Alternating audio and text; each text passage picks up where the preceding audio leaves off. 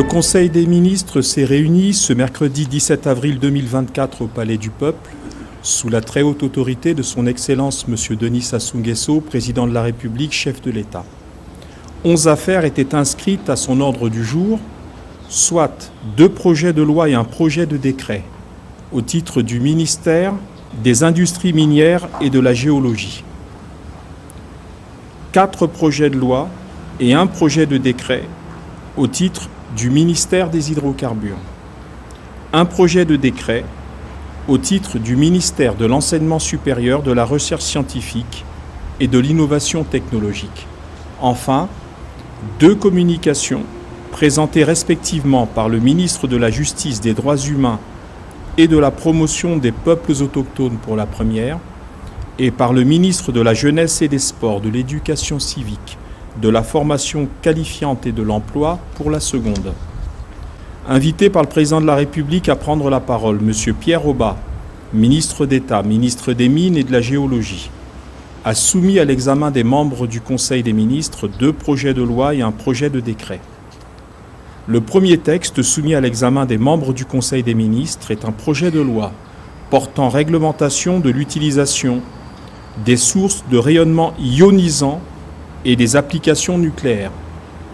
Ce projet de loi part du constat que sur notre territoire, différentes entités publiques ou privées émettent, produisent ou utilisent des substances qui émettent elles-mêmes des rayonnements ionisants.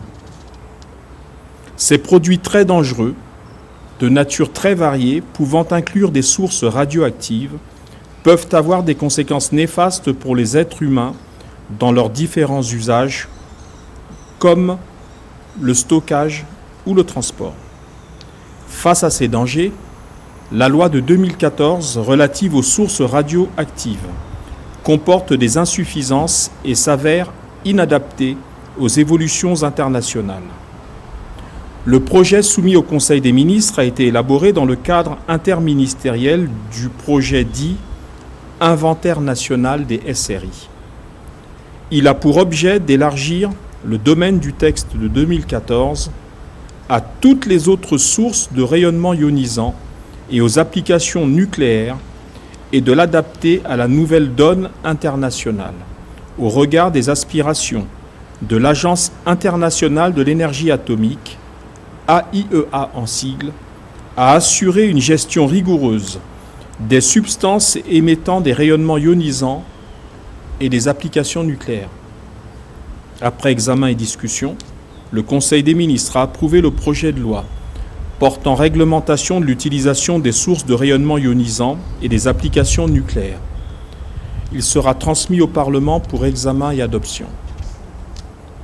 Poursuivant son propos, le ministre d'État Aubat a soumis au Conseil le texte devant logiquement accompagner et permettre une exécution pratique des dispositions de la loi examinées en amont et dont nous venons de parler, à savoir un projet de loi portant création de l'Agence congolaise de radioprotection et de sûreté nucléaire, ACRSN en sigle.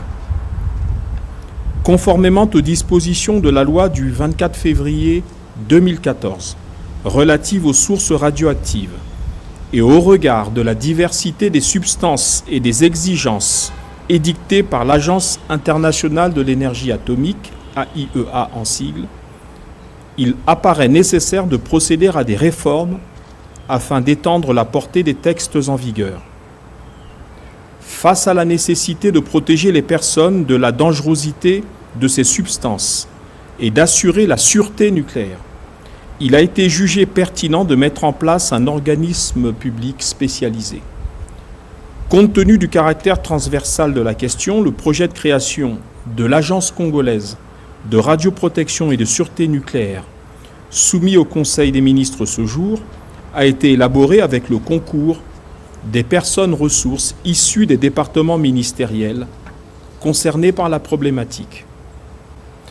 Établissement public administratif placé sous la tutelle du ministre en charge des Mines, l'ACRSN a pour compétence essentielle d'abord de prendre toutes les mesures nécessaires en vue de la mise en place d'un cadre réglementaire aux fins d'assurer le contrôle des activités et des pratiques qui exposent les populations et l'environnement au rayonnement ionisant, mais également de protéger les personnes et leur environnement contre les effets néfastes des rayonnements ionisants, mais aussi de coopérer avec les organismes internationaux, principalement l'Agence internationale de l'énergie atomique, et bénéficier ainsi de l'appui technique nécessaire en vertu du traité de non-prolifération nucléaire.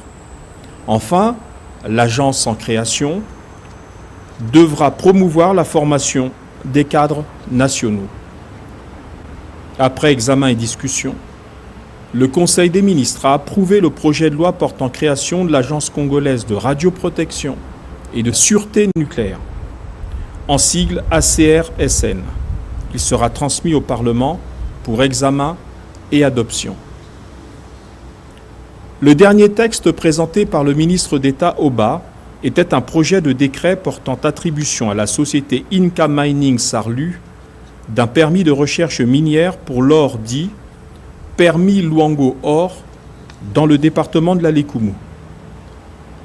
Bénéficiant d'une autorisation de prospection pour l'or obtenue en 2023, la société Inca a mis en évidence des indices intéressants de présence d'or. Elle a donc demandé un permis de recherche afin de mieux cerner le potentiel aurifère. Le coût prévisionnel de la campagne projetée pour une durée de 3 ans est de 84 507 600 francs CFA.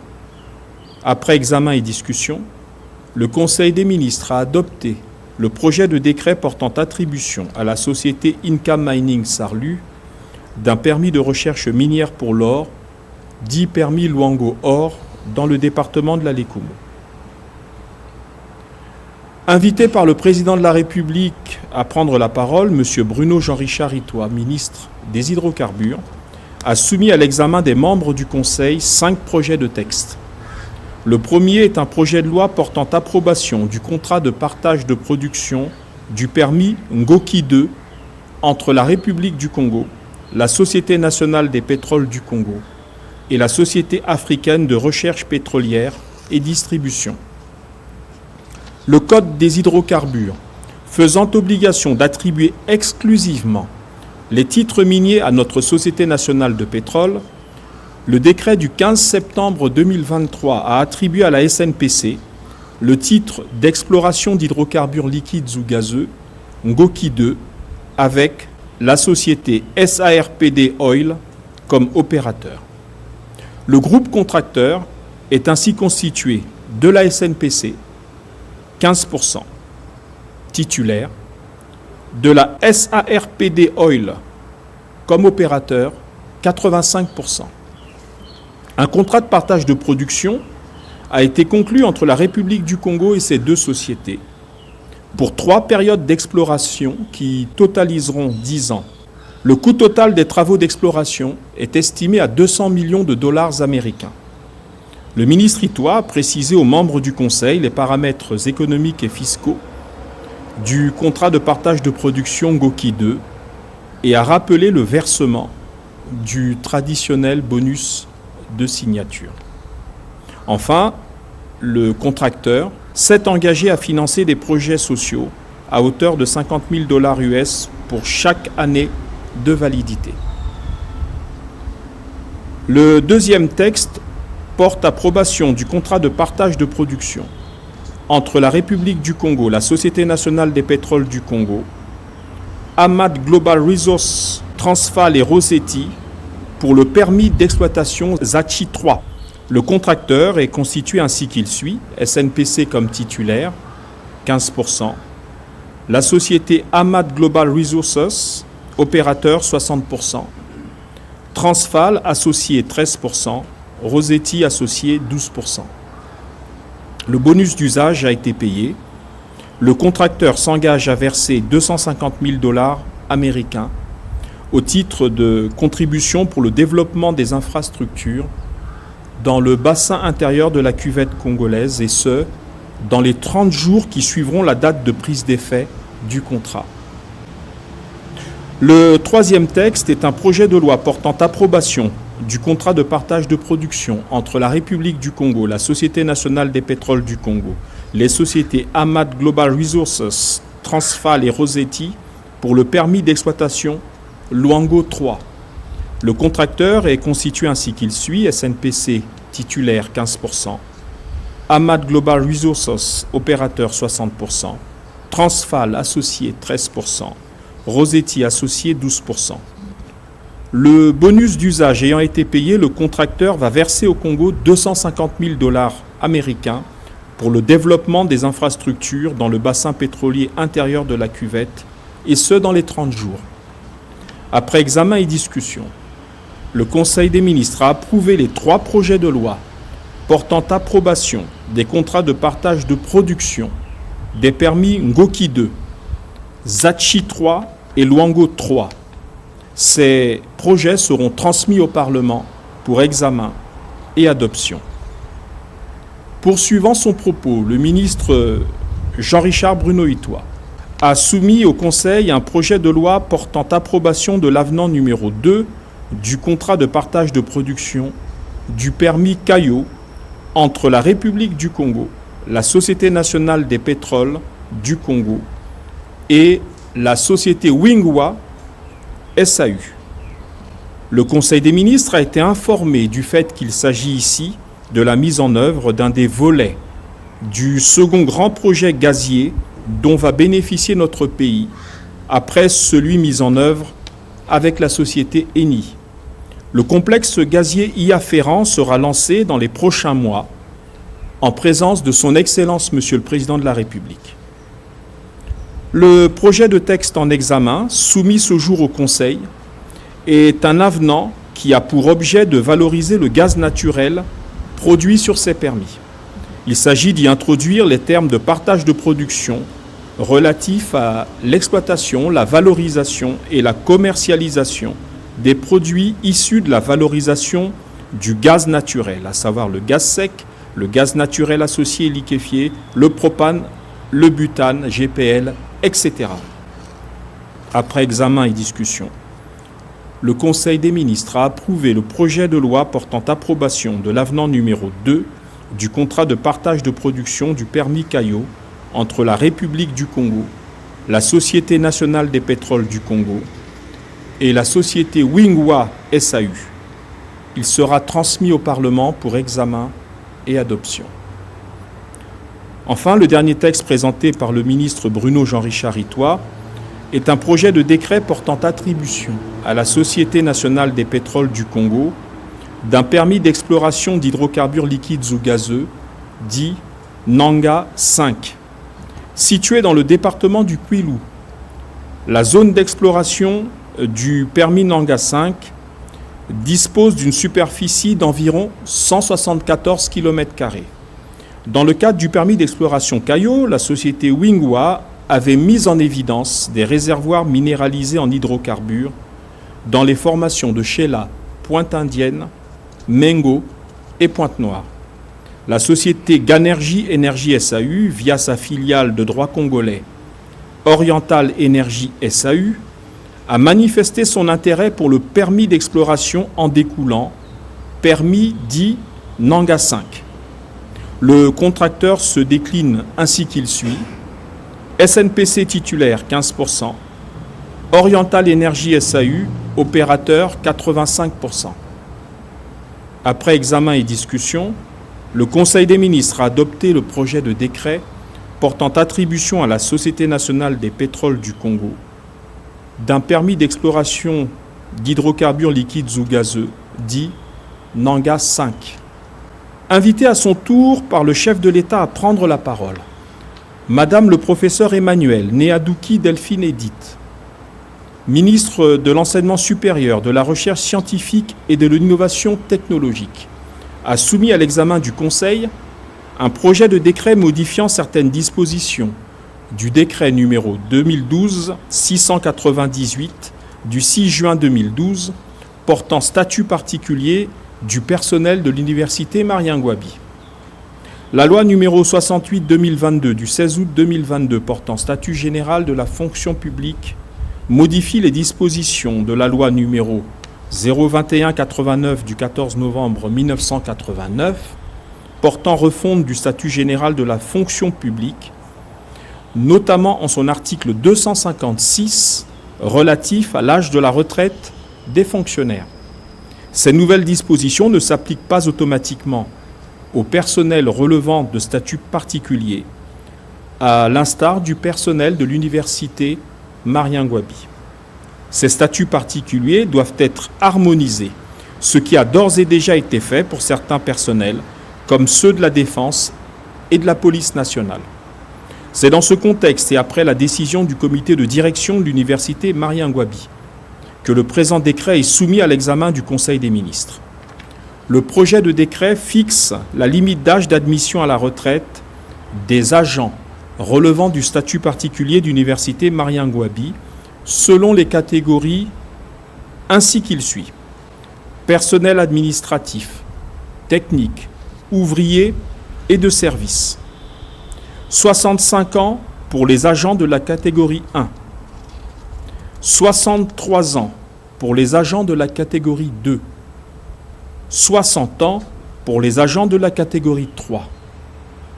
Pour ce qui concerne le personnel enseignant,